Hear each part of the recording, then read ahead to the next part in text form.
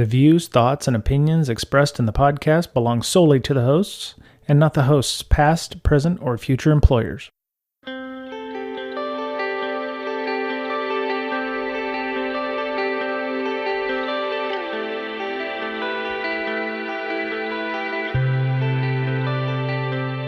Hello, everybody. Welcome back. It's Brian for Breaking Down Security this week.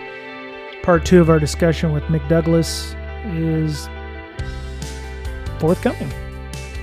The last couple weeks have been an amazing discovery in vulnerability management, source code review, open source, incentivizing. I mean, you name it. People have talked about it on Twitter in regards to that. You know, did the devs do enough? Don't blame the devs. Are we, doing what's necessary to make sure that these linchpin systems that are propping up the internet are getting the proper resources, whether it be time, effort, people, money, etc.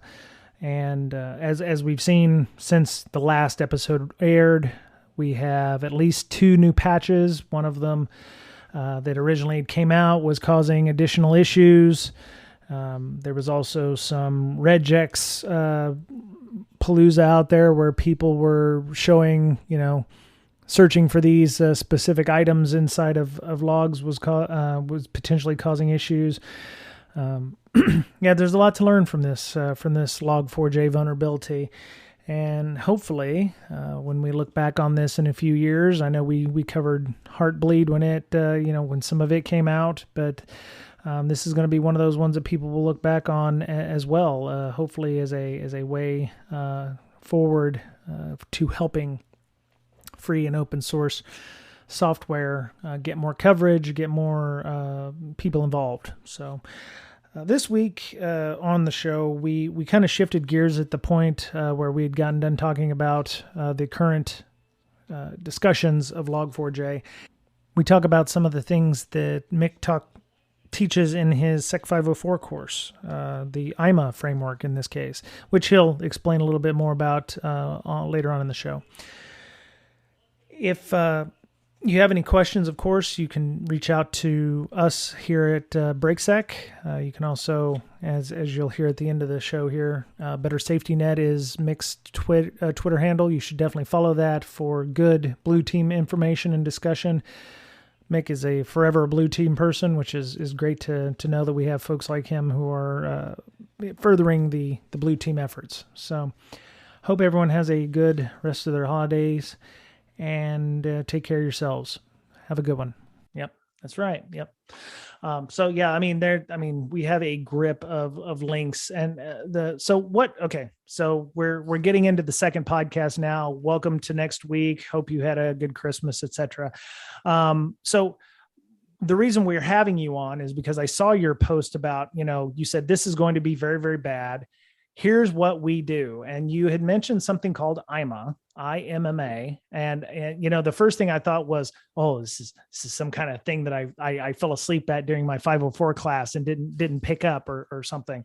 And as we talked about in the previous show with you, you had mentioned, well, we'll just, fix your egress traffic and it's all good. And I was like, well, it can't be that easy, right?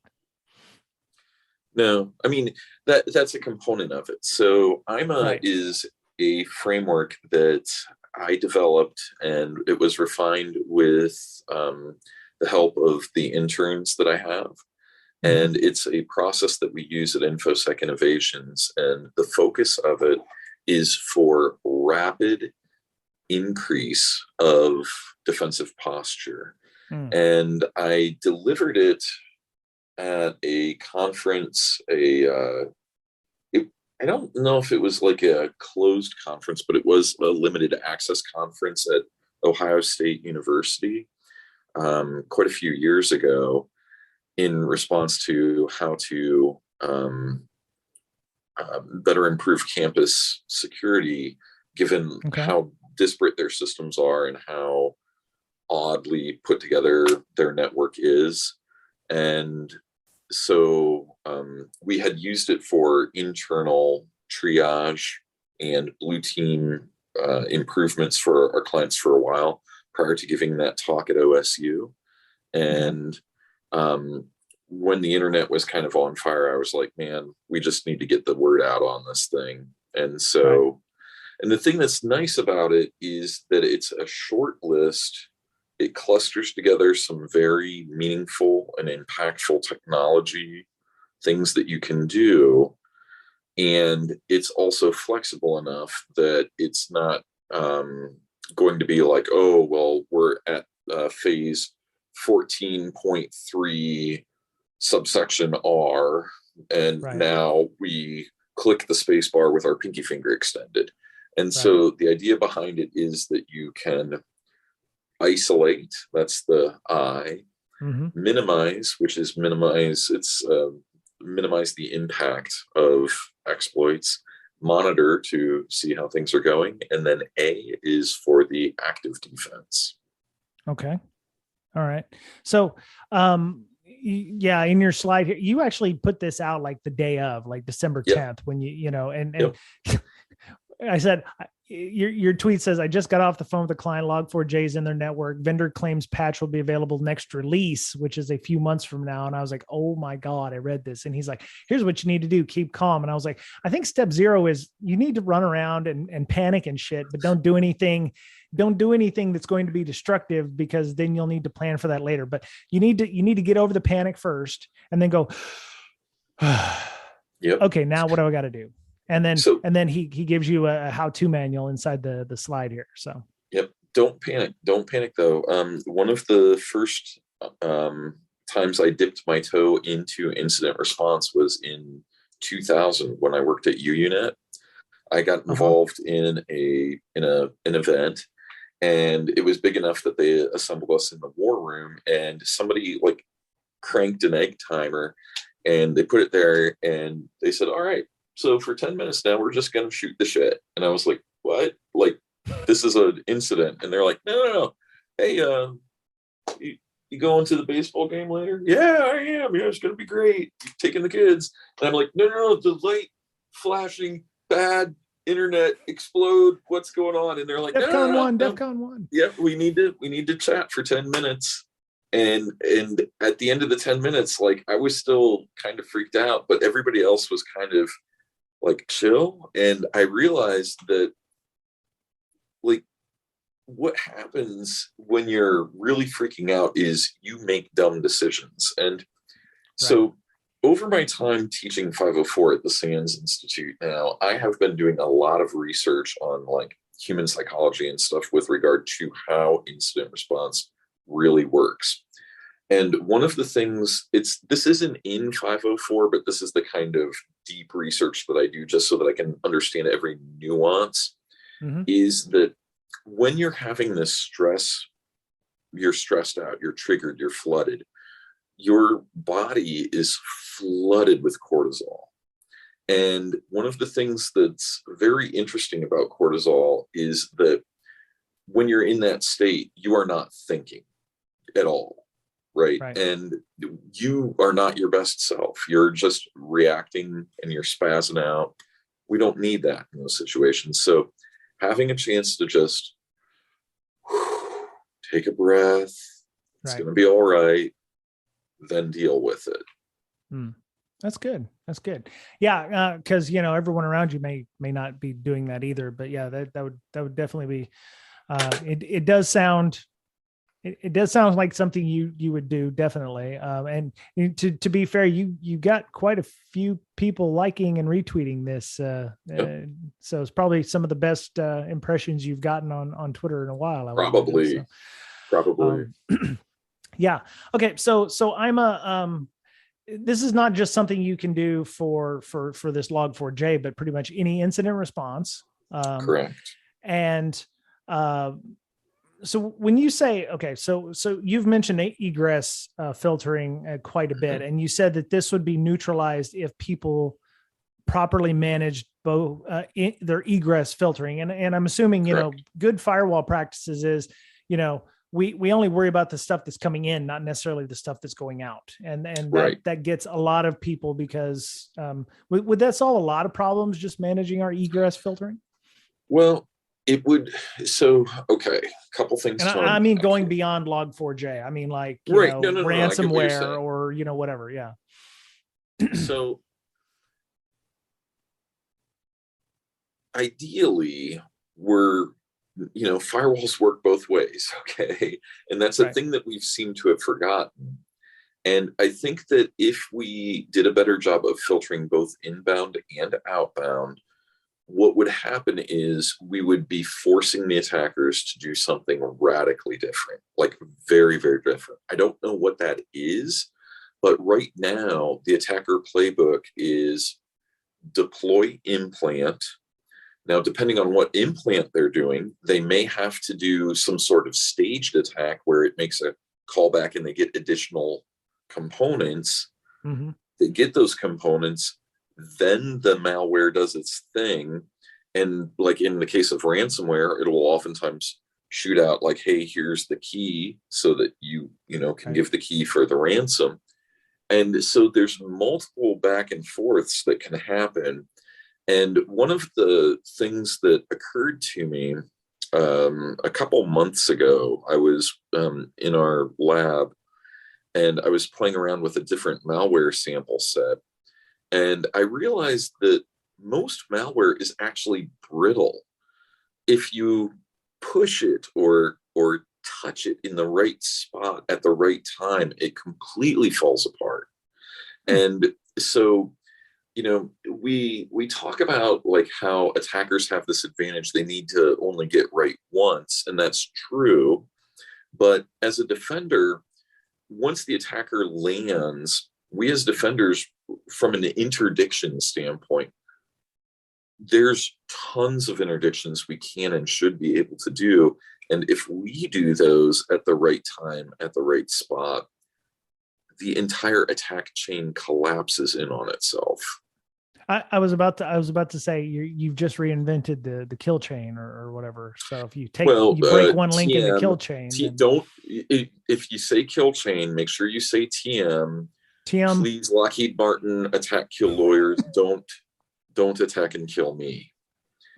Wait. Yeah. What about both of us? Well, you just say both of us, not just me. Come on. Well, no, we both say that prayer to the attack lawyers, and you should be safe. Oh, lords of lawyers of the Lockheeds, please do not. Yeah.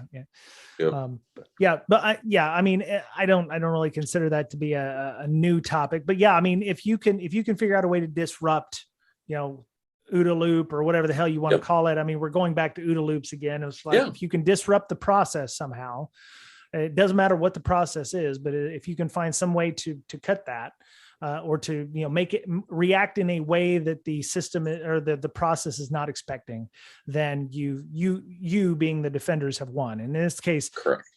The egress would be the thing, because if you're monitoring, are we looking for stateful connections in this case, where it's like something's coming in and going out, or are we just looking for something? Doesn't matter. So if specifically for Log4j, is that what you're looking for? Yeah, I would assume that if anything's running on a host, then it would be considered trusted, right? So why would the firewall say, oh, I don't trust this server sending an outbound connection? Well, so let's take a more abstract view. So you have a web server. It's in your DMZ. Right. Now, this is going to sound like a really weird question, but I want to hear what your take is. Okay. The web server, if you were to look at its traffic flows, web server receives traffic and responds. Right. Right? Right. Under what condition does the web server initiate a connection? Okay. So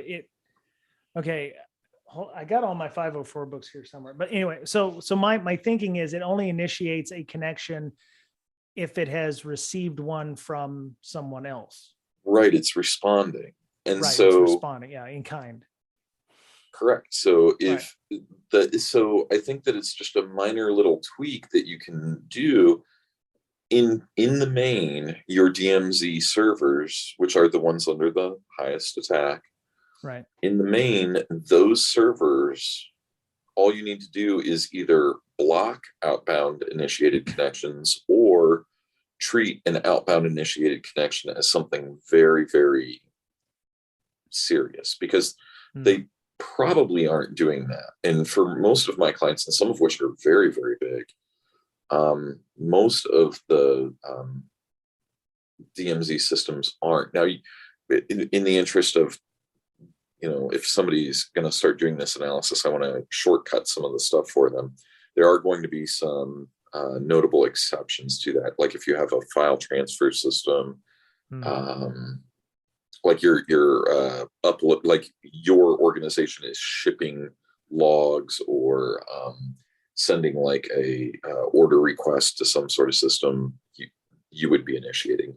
Likewise, if you have a mail server on premise and it's in your DMZ, that would be a case of where it's initiating. But from web servers, they're almost always receiving and responding or replying.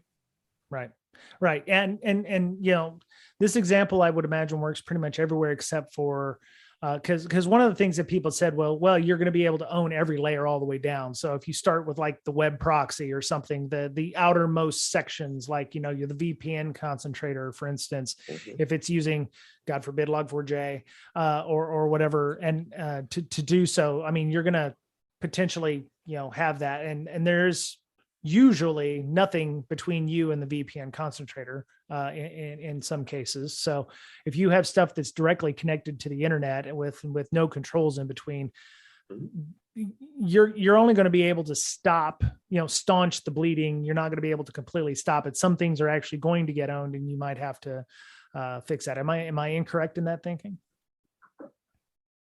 Well, there will be some things that have no protections or have no egress, right? I mean, that don't have the way to filter egress traffic. Yeah. So for those things, what you would have to do is limit their exposure. So you would still be in the isolation phase for them. So early in the Log4j issue, one of the I'm so sorry, I don't remember where this came from, but I seem to remember that there was guidance that you should turn off any web management portals for a lot of like the Soho style network devices, because now I find it weird that they might be using a different logging infrastructure. I don't know, but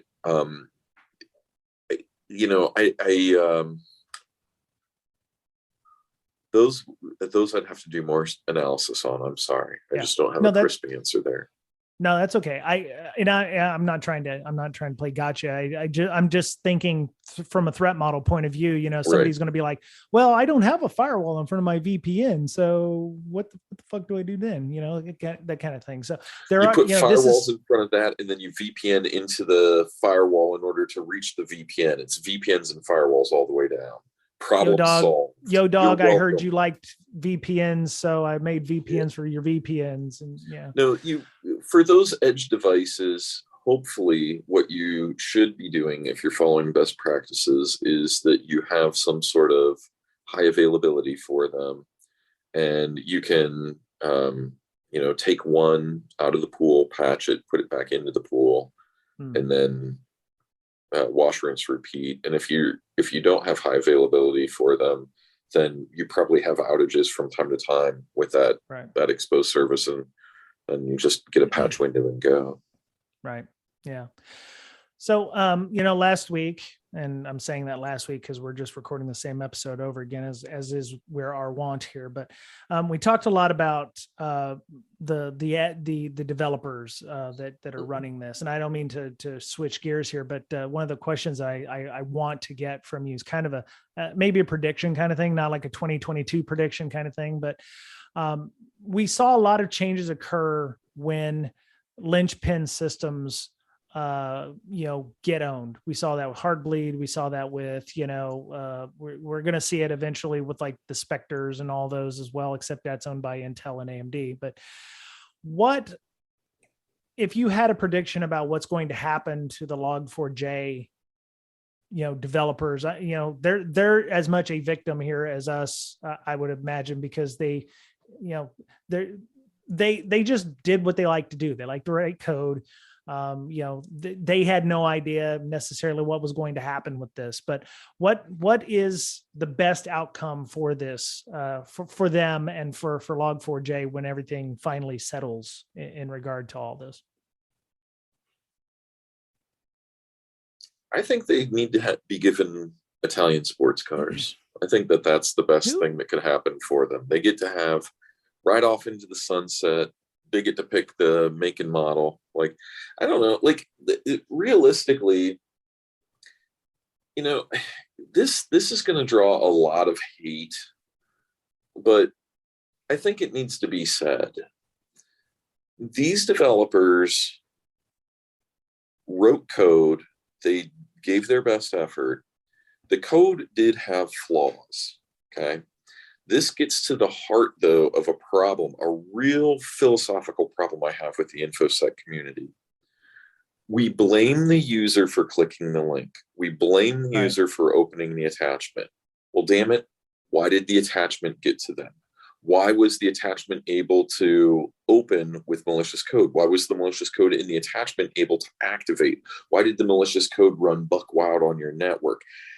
Yes, it's vulnerable code, but I don't know about you, but I've been hearing a whole lot of talk about defense in depth. Well, if I can send you a little old string, where the hell is your defense in depth?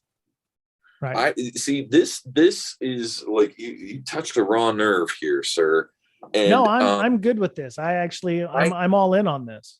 I feel like a lot of people are like, hey, look at us. We deployed this tool. We deployed this tool. We deployed that tool.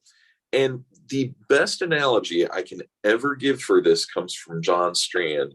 He goes, it feels an awful lot like you're just driving fence posts into the ground and you're not bothering to put the fencing between the posts, and you're just hoping that the attacker runs into the post. And everybody all of a sudden has like shock and horror, like, oh my gosh, they walked around the fence post. Are they allowed to do that? I don't know. That seems unsporting, And so, yeah, it was bad code. It was, and they know better. But like, for goodness sakes, like, I sent a tweet not too long ago. It was about 24 hours ago now, where somebody. I was on a call, not a client. It was just kind of this round table. And somebody was like, well, it's just the app server. I'm not that scared. And I was like, you do know the app server is literally right next to your databases, your data lake, all your crown jewels. And they're like, wait, what? So like,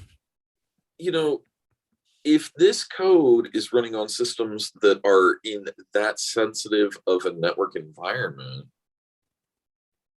like, I think that, yeah, point a finger at them, but have three pointing back at you. Right. Yeah. I mean, yeah, we definitely do talk about that defense in depth, but the problem is sometimes that defense in depth is such that it actually affects user experience. And that's one of the first things that, management doesn't want to do or whatever. And yeah, there's definitely a fine line there between, okay, yeah, we can disable all macros and, in your Excel spreadsheets, or, man, we can triggering me. You're triggering me. You don't do that. Don't do that either. What you do, did you know that you can register macros? You can code sign the macros and allow the finance group, because like if you turn off macros, like your finance team is done, over, gone, right? Right. Western civilization ends the day we turn off macros. So what you do is you code sign the macros. You have the macros that are expected in an organization, and that's it. And or here's another one. Try this on for size. Hey, y'all in the finance team, Guess what? You're allowed to run macros on Excel documents because that's what y'all do. Nobody else gets macros, right? It solved. Right? See, I learned something today. I didn't know that was even possible. So there you go. Yeah. Yeah. See, the thing that I get really angry with is that like computer security like rolls up and they're like, hey, time for new agent. And people are like, no more agents. And they're like, agent good, and they like throw like, and I've got clients that have like 7, 9. In one case, I have a client that has 14 endpoint agents on the machine. Holy shit. Yeah. And then they're like, well, we're security because you need to do it and you're welcome. Like, I wish that I could kick these people out of the industry. And I know that sounds so antithetical to who I am because I believe that InfoSec is a very big tent, but there's a lot of people that have no empathy for the users at all. If you are a professional, what you should be doing is coming up with a proper level of protection that gives exquisite defense and it fits very nicely and doesn't constrain. Well, here's a perfect thing. I'm about to give a free plug, and Josh, please forgive me. I'm about to give a couple slides at 504 away in audio format. A lot of organizations struggle with application control. It used to be called application whitelisting, right? Mm-hmm. Everybody's like, it's so hard to do application control. It is not at all. What you need to do is literally 2 steps. That's it. Number 1, you're going to download SrumDump from Mark Baggett. Run SrumDump. SRUM, for those of you who don't know, is the System Resource Usage Monitoring System. It's enabled by default on every Windows version since Windows 8. Link in the show notes. Yep, thank you. And what SrumDump does, it takes a little while to run. It will consume the sru.dat file or .dits, srudb.dits, and it also will consume a part of the registry if you point it to. And what that is a running list of a variety of performance things, including every single executable that has been running on a system in the last 30 days. And that is a part of 504 right now.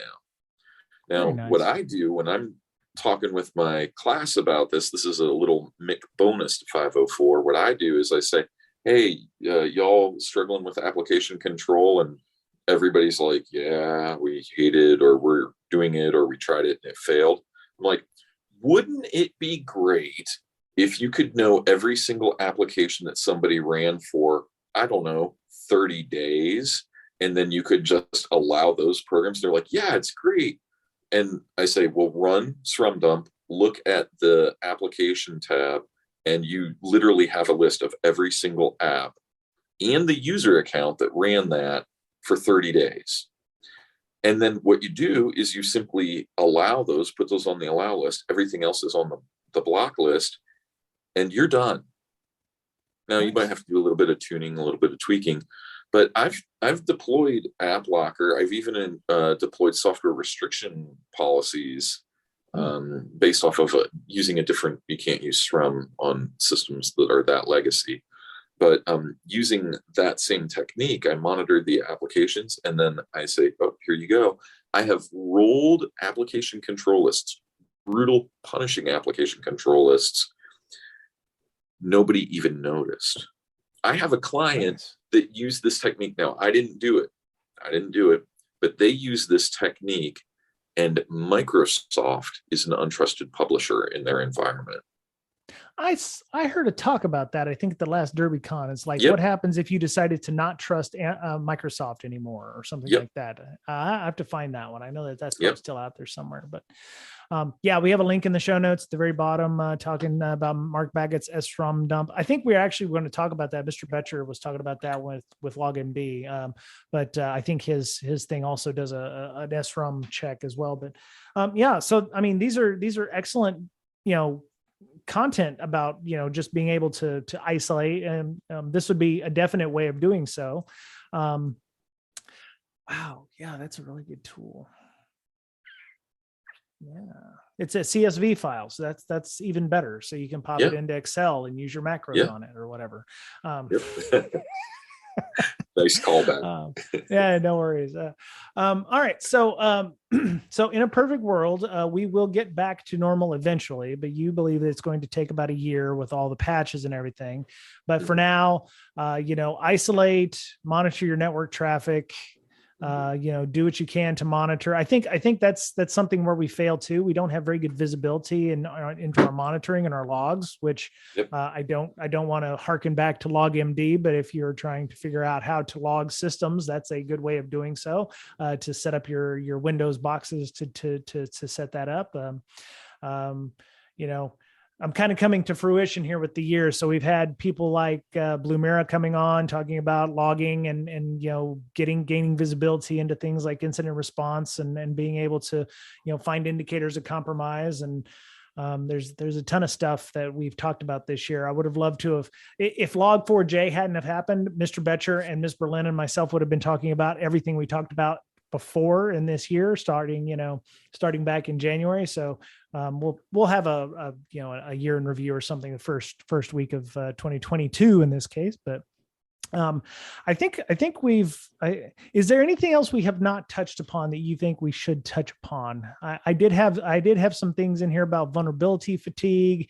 I mean, we've had a fair number of really bad issues this year. I mean, we had Kaseya around, 4th of July.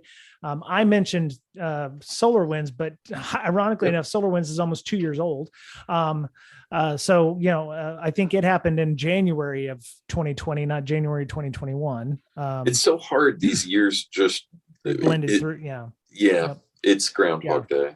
Yeah, but I do remember Kaseya dropping on July the 3rd, just before the holiday, having some major issues there where this was a, network monitoring thing. Are there any other technologies in this case that you think of that are linchpins that you see everywhere in, Linux, Windows? I mean, I'm trying to figure out where the next Log4j or the next, thing might come from. I'm thinking like something like get text, which is a dependency for every, Linux, binary out there or something like that.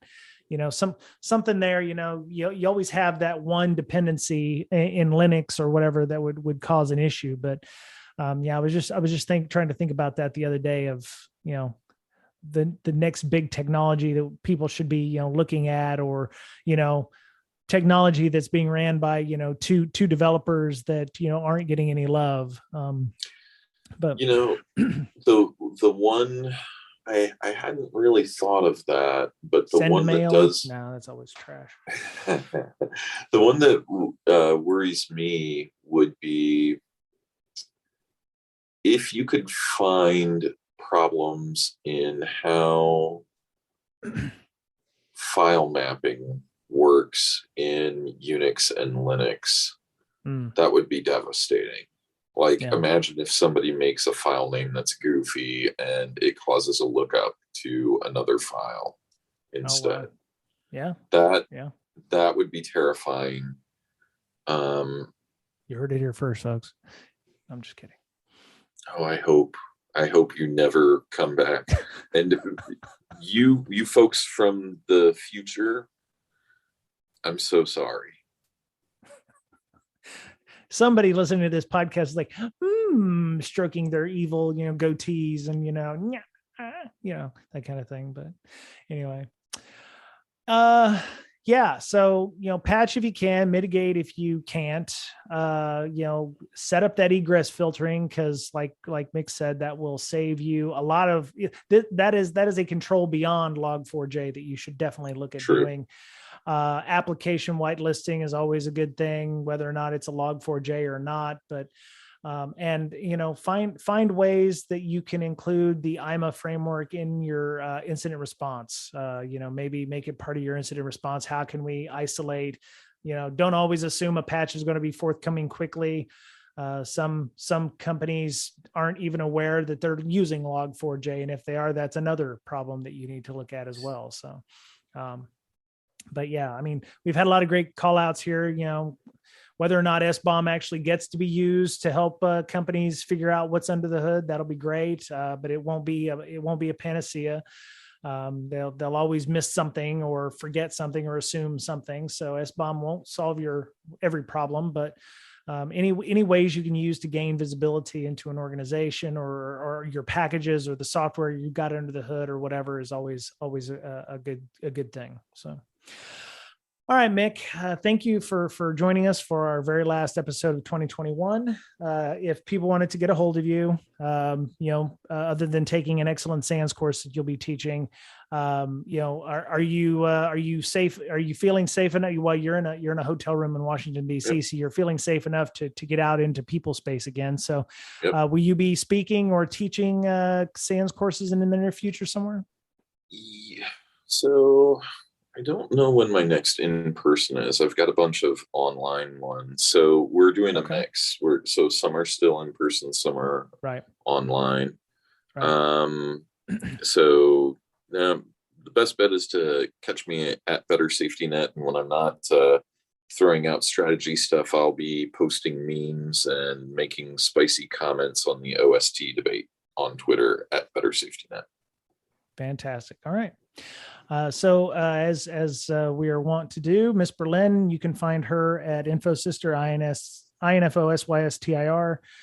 She has a lot of excellent work that she's doing with Blue Mira. The company's hiring, so if you're looking to move into a SOC or a threat intelligence space, go check out Blue Mira's website. She also does incident response tabletops. You can check out her Twitter for that at InfoSec Roleplay. They do a Cats and Caverns or Clerics of the Plains type thing. I don't want to get sued by that company here in Seattle that has those funny looking dice, but they do a very InfoSec role play is the Twitter handle. So obviously you're gonna be throwing some dice, some 20-sideds. You get to assume various roles in the organizations and do tabletop exercises in that respect, and a good time is had by all. So you can go check that out. She also does a lot of work with mental health, trying to bring to light mental health issues in our community and elsewhere. She's one of the co-founders of Hackers Health, which does a lot of great work doing workshops at conferences and elsewhere. If you're interested and you've got a conference coming up and need somebody to come and do one of those, you can reach out to them over there and work on that. Mr. Betcher has a great tool, as we mentioned earlier, LogMD. Allows you to help set up your Windows boxes to do proper logging, which can help you gain better visibility against potential threats like Log4j or, finding out what's going on under the hood. So you can go to log-md.com for that. You can follow him on Twitter at Betcherpwned, BOETTCHERPWNED. And our podcast is at BrakeSec, BRAKESEC. And you can follow me on Twitter for less spicy. I'm kind of mild or medium in terms of salsas, but my content is fairly spicy too. I may have told people to die in a fire if they're last week on a podcast, but it's in proper context. So you'll have to listen to Lit Moose's and our discussion with stalking so to understand that. But you can follow me on Twitter at Brian Brake, BRYANBRAKE. We have a Slack channel. I know Mick does tend to come into that once in a while. We have some pretty cool SIM and logging channel. We have a threat intelligence channel. We were trying to share as much of the tweets and the information that was coming out. It was pretty much like your own little ISAC. If you're looking for ways of collating all that information off of various places, you could definitely have used our Slack last week and this week to get up to the minute information on that stuff. So if you're interested in doing so, you can send us a DM to BrakeSec on Twitter or email us at bds.podcast@gmail.com. And, I don't say this enough, but, we really thrive on positive ratings and reviews and feedback on our various platforms where we host this, whether it be Apple Podcasts, Google Podcasts, Spotify, Pandora, whatever. Please, if you can leave us a 5-star review, so that way we get better exposure, and excellent content like Mix is brought to the fore, and people can take advantage of that. So we do appreciate that. So from everybody here at BrakeSec World Headquarters, which it's currently just me right now, but normally it'd be Mr. Berlin, Mr. Betcher. We'd like to thank everybody for listening, and Mick, again, thank you for being our last guest, and one of our best guests of 2021, if I do say so. Thank you. Checks in the mail, and so as we're wanting to say here, be kind, try to get some time off to take care of yourself, because as we say here, you're the only you have. And we'll talk to you again next year.